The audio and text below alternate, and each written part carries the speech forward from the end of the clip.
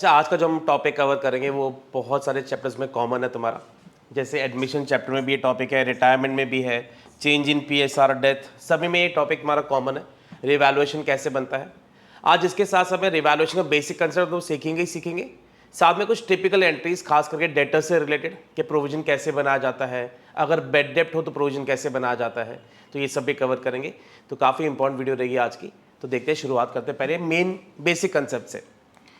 Basic concept में revaluation में पहले क्या क्या आता है। अच्छा, रिवैल्यूएशन हम क्यों बना रहे हैं? कोई पार्टनर एडमिट हो रहा है तो एसेट्स और लायबिलिटीज में चेंजेस हो रहे हैं, कोई पार्टनर रिटायर हो रहा है तब भी चेंजेस हो रहे हैं।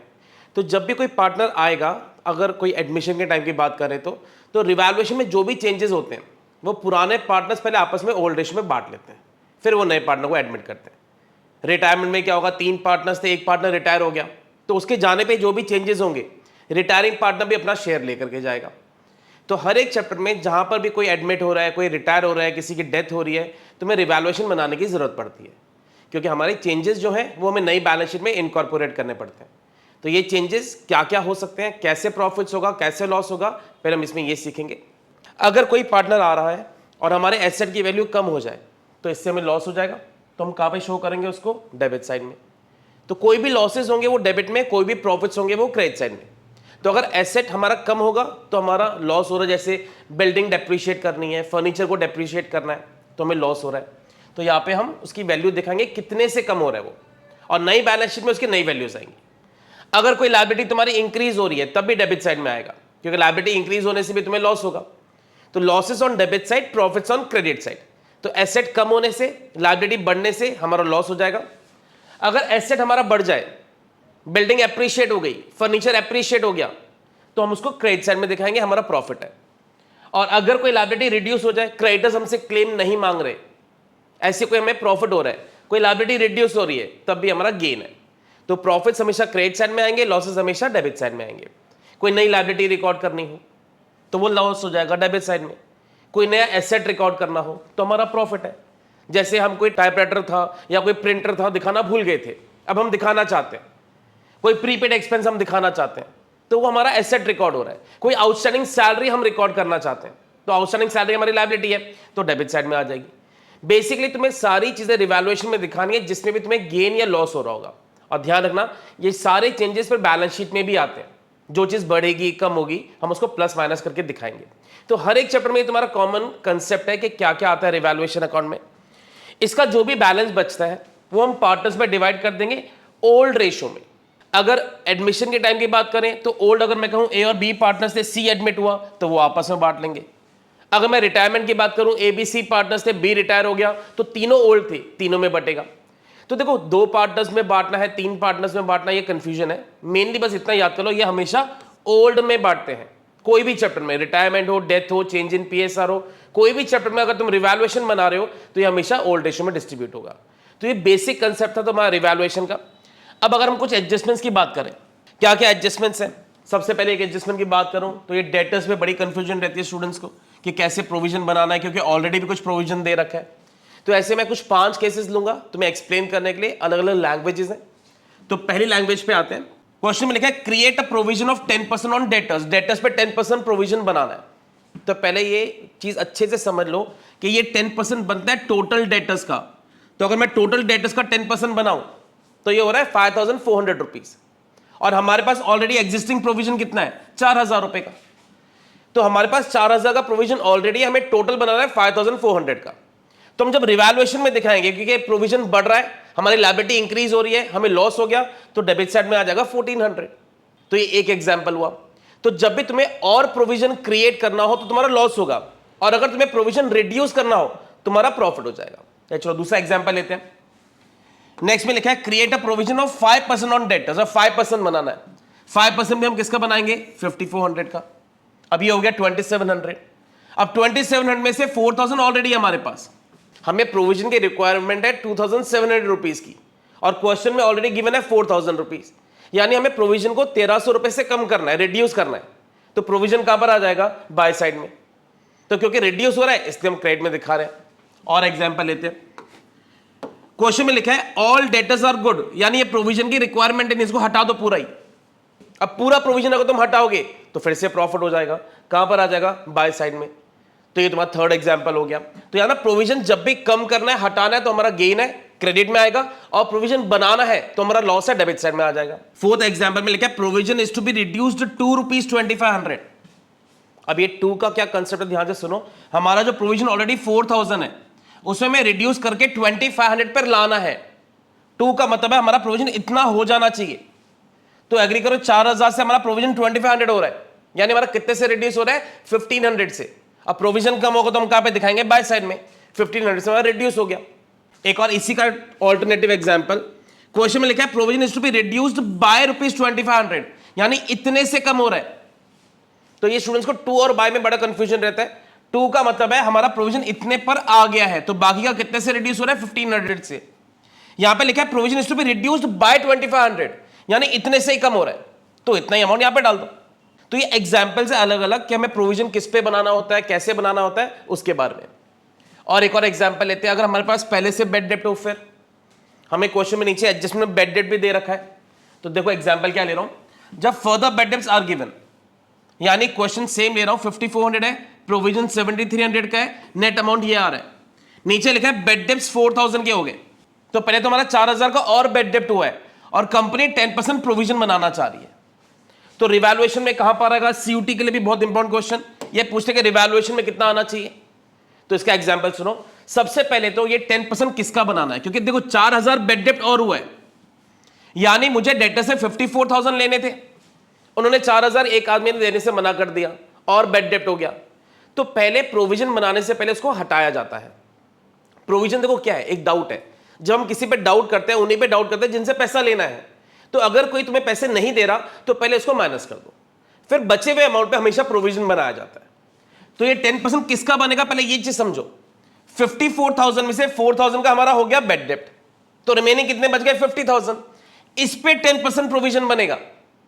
तो हमेशा याद रखना, पहले बेड डेप्ट माइनस करना है, फिर जो बचा हुआ अमाउंट है उस पर 10% बनाना है। अब अगर मैं 5,000 का 10% बनाऊं तो हमारा हो रहा है 5,000 रुपीज। हमें 5,000 का टोटल प्रोविजन बनाना है। अब केयरफुल रहना, हमारे पास ऑलरेडी कितना प्रोविजन है, जरा कैलकुलेशन समझो इसकी। हमारे पास 7,300 का प्रोविजन था, इसमें से 4,000 तो चला गया बेड डेप्ट को रिड्यूस करने में, यहां से 4,000 तुम्हारे कंपेंसेट हो जाएंगे। रिमेनिंग बैलेंस कितना बचेगा, 3,300। ये बहुत केयरफुल रहना पड़ेगा तुम्हें कि कितना अमाउंट अभी भी हमारे पास प्रोविजन बैलेंस है। तो 7,300 में से क्योंकि 4,000 यहां पे रिड्यूस हो गया तो बाकी का 3,300 बचा, और हमें प्रोविजन अब कितना बनाना है, 5,000। तो हमें 1,700 का प्रोविजन और बनाने की जरूरत है। तो ये 700 कहां पर आ जाएगा, तुम्हारा डेबिट साइड में हमारा लॉस हो रहा है। तो ये काफी इंपॉर्टेंट क्वेश्चन है सीयूटी के लिए भी कि कितना हमारा प्रोविजन रिवैल्यूएशन में आता है। तो ये भी इसका एक कंसेप्ट है। नेक्स्ट टॉपिक पे आते हैं और एडजस्टमेंट समझते जरा। एक और कंसेप्ट है इस चैप्टर में, कुछ एसेट्स कभी कभी अंडर वैल्यूड होते हैं, कुछ ओवर वैल्यूड है। तो क्या मतलब है इसका, अगर तुम्हें क्वेश्चन में लिखा हुआ है stock is under valued bye 5,000, क्या मतलब हुआ इसका, हमने स्टॉक को 5,000 रुपए कम दिखा रखा है, हमें कम करना नहीं है, ऑलरेडी ये हमारा कम हो रखा है बैलेंस शीट में। तो अगर हम स्टॉक को बढ़ाएंगे तो कहां पर आ जाएगा, बाय साइड में। तो जब भी स्टॉक अंडर वैल्यूड का मतलब क्या हुआ, हमने स्टॉक रिड्यूस करके दिखा रखा है बैलेंस शीट में, हमें उसको बढ़ाने की जरूरत है, और बढ़ाओगे तो हमारा क्या हो जाएगा, प्रॉफिट हो जाएगा। चलो एक और example, building is over valued bye 15,000, building को हमने ज्यादा दिखा रखा है। तो बिल्डिंग को अगर ज्यादा दिखा रखा है तो हमें उसको कम करने की जरूरत है, तो वो कहां पर आ जाएगा, डेबिट साइड में। तो ये अंडर वैल्यूएशन ओवर वैल्यूएशन का कंसेप्ट ध्यान रखना, जब भी तुम्हें इस तरह से दिया हो तो उसकी ट्रीटमेंट तुम्हारी ये रहेगी। तो अंडर वैल्यूड का मतलब है हमने कम शो कर रखा है, ओवर वैल्यूड का मतलब है हमने उसको ज्यादा दिखा रखा है। अब सेम अगर परसेंटेज में दिया हो फिर कैलकुलेशन थोड़ी सी यूनिक हो जाती है, उसके बारे में एग्जांपल लेते हैं। तो तुम्हें देखो क्वेश्चन में गिवन है स्टॉक 18,000 का है, सेम है, stock is under valued bye 10%, stock हमने कम दिखा रखा है। हमें पता है रिवैल्यूएशन में कहां पर आएगा, स्टॉक अगर अंडर वैल्यूड है हमें उसको बढ़ाना है तो कहां पर आ जाएगा, बाय साइड में। परेशानी कहां पर है, ये 10% किसका निकलेगा। मोस्ट स्टूडेंट्स क्या करते हैं, इसी का 10% निकाल करके दिखा देते हैं। ध्यान रखना, ऐसा कंसेप्ट जरा ध्यान से समझो क्या बोल रहा हूं। ये 18,000 ऑलरेडी रिड्यूस्ड वैल्यू है, यानी ये जो 18,000 गिवन है ये ऑलरेडी 10% कटने की बाद वाली वैल्यू है। तो इसकी रियल वैल्यू हमें पता ही नहीं क्या थी, ये जो वैल्यू है वो 10% ऑलरेडी रिड्यूस करके दे रखी है। तो इस पे तुम 10% कैलकुलेट कभी नहीं कर सकते। क्या करेंगे, अगर ये 10% ऑलरेडी रिड्यूस्ड है तो 18,000 डिवाइड बाय 90, क्योंकि 10% कम है, इनटू 100, तो इसकी रियल वैल्यू कितनी आ जाएगी 20,000 की। यानी स्टॉक एक्चुअली में था 20,000 का, हमने कितने का दिखा रखा था 18 का। 20,000 का 10%, तभी तो 2,000 हुआ होगा, और इसलिए हमने कितना दिखा रखा 18 का।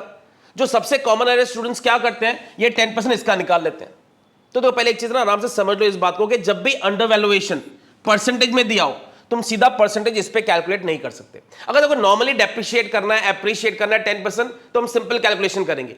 अंडर वैल्यूएशन अगर परसेंटेज में हो तो ये फॉर्मूला ध्यान रखना, जितना भी वैल्यू रिड्यूस्ड है, जैसे चलो 5% होता तो 18,000 डिवाइड बाय 95 इंटू 100, क्योंकि ये वैल्यू फिर 95 के इक्विवेलेंट होती। जैसे अब आ गई इसकी रियल वैल्यू 20, हमने दिखा रखा है 18 में, हमने 2,000 कम दिखा रखा है, तो हमें इसको 2,000 रुपए इंक्रीज करना है। तो बाय स्टॉक के नाम से कितने रुपए आ जाएंगे 2,000। कंसेप्ट और अच्छे से क्लियर करते हैं, एक और एग्जांपल लेते हैं ओवर वैल्यूएशन का। क्वेश्चन में स्टॉक गिवन है 33,000 का, नीचे लिखा है it is over valued bye 10%। फिर से ध्यान रखना, इसका 10% कैलकुलेट नहीं हो सकता, ये ऑलरेडी 10% ज्यादा है। इसको डिवाइड करोगे 110 से, तो यानी ये जो है ये 110 के इक्विवेलेंट है, इंटू 100, 30,000 आ गया। यानी स्टॉक हमने 33 का दिखा रखा है, एक्चुअली इसकी वैल्यू कितनी थी 30,000, हमने 3,000 रुपए ज्यादा दिखा रखा है। अब 3,000 ज्यादा दिखा रखा है, हमें पता कहां आएगा वो डेबिट साइड में। तो याद रख, जब भी अंडर वैल्यूएशन या ओवर वैल्यूएशन परसेंटेज में हो, तुम्हें ये वाला फॉर्मूला अप्लाई करना है। 15% ओवर वैल्यूड होता डिवाइड बाय 115, 20% ओवर वैल्यूड होता डिवाइड बाय 120। तो ये ओवर वैल्यूएशन अंडर वैल्यूएशन में काफी टाइम पे हमारा, देखो अगर रिवैल्यूएशन गलत हो जाएगा तो आगे के पूरे सम पे उसका इफेक्ट आता है। तो ये हमेशा ध्यान रखना, जब भी अंडर वैल्यूएशन या ओवर वैल्यूएशन हो तो मैं ये फॉर्मूला अप्लाई करके सम सॉल्व करना होगा। कुछ और लास्ट एडजस्टमेंट्स जो हमारी रिवैल्यूएशन में आती नहीं, कंफ्यूजन होती है कि रिवैल्यूएशन में कहां पर आएंगी। जैसे एक एग्जांपल ले रहा हूं, कैश रिसीट फ्रॉम डेटर्स। अब स्टूडेंट्स को क्या साउंड करता है, सर डेटर से पैसे मिल रहे हैं, फायदा हो रहा है। देखो कैश मिल रहा है डेटर्स से, तो डेटर्स भी तो रिड्यूस हो रहे हैं, यानी एक एसेट हमारा इंक्रीज हो रहा है, एक एसेट हमारा डिक्रीज हो रहा है। ऐसी चीजें ध्यान रखना कभी भी रिवैल्यूएशन में नहीं आती। तो हमारा कैश इंक्रीज हो जाएगा, जब बैलेंस शीट बनाएंगे cash will increase, debtors will decrease. तो कौन सी चीजें रिवैल्यूएशन में आती है, बहुत कंफ्यूजन रहती है। तो ध्यान से एग्जांपल सुनो, जब दोनों इफेक्ट्स बैलेंस शीट के हो वो कभी रिवैल्यूएशन में नहीं आएंगे। जब एक इफेक्ट बैलेंस शीट का होगा तो दूसरा रिवैल्यूएशन में आएगा। जैसे हमने अभी देखा था, बिल्डिंग एप्रिशिएट करनी है तो बैलेंस शीट में बिल्डिंग बढ़ जाएगी, सेकंड इफेक्ट कहां दिखाओगे रिवैल्यूएशन में। अगर दोनों इफेक्ट बैलेंस शीट के ही है तो कभी रिवैल्यूएशन में नहीं आएगा। जैसे ये देखो दोनों चीजें कहां पर आती है बैलेंस शीट में, एक बढ़ रहा है दूसरा कम हो रहा है। और एग्जांपल्स, ए ने हमें लोन दिया, अब साउंड यही करते हैं सर लायबिलिटी बढ़ रही है तो लॉस हो गया। नहीं, ए लोन देगा तो कैश भी तो देगा, तो कैश हमारे पास आ गया, लोन हमारा बढ़ गया। तो हम क्या करेंगे, लोन दिखा देंगे लायबिलिटी साइड में, कैश दिखा देंगे एसेट साइड में। फिर से दोनों इफेक्ट किसके हैं, बैलेंस शीट के, रिवैल्यूएशन में नहीं आएंगे। तो यहां पे स्टूडेंट्स को क्या साउंड करता है, लोन ले रहे हैं, लायबिलिटी इंक्रीज हो रही है तो हमारा लॉस हो गया। इसमें कोई लॉस नहीं हुआ है। तो ए हमें कैश देगा, कैश इंक्रीज हो जाएगा बैलेंस शीट में, और लोन लायबिलिटी साइड में हम शो करेंगे। तो ये भी कभी रिवैल्यूएशन में नहीं आएगा। एक और बहुत कॉमन एक एंट्री है, ए ने फर्नीचर ले लिया, सर फर्नीचर जा रहा है लॉस हो गया। नहीं, ए फर्नीचर लेगा तो ए का कैपिटल अकाउंट रिड्यूस हो जाएगा और फर्नीचर हमारा चला जाएगा। फिर से दोनों बैलेंस शीट की एंट्रीज हैं, यानी अगर इसकी जर्नल एंट्री बनाएंगे तो क्या बनेगी, A is capital account debit to furniture, फिर से रिवैल्यूएशन में नहीं आएगा। हाँ, अगर पार्टनर फर्नीचर की वैल्यू चेंज करके लेता, 10,000 का फर्नीचर 12,000 में लेता, फिर 2,000 का जो गेन है वो रिवैल्यूएशन में आता, या कम करके लेता तब भी रिवैल्यूएशन में आता। अब क्योंकि सेम वैल्यू पे ले रहा है इसलिए ये भी रिवैल्यूएशन में नहीं आएगा। रिवैल्यूएशन देखो हर चैप्टर में कॉमन है, तो हर चैप्टर में तुम्हें ये बनाना ही होगा, और रिवैल्यूएशन गलत हो जाता है तो बाकी के सम पे भी उसका इफेक्ट आता है। तो होपफुली आज के में तुम्हारे एरर्स जो है वो रिड्यूस हो जाएंगे। Thank you so much.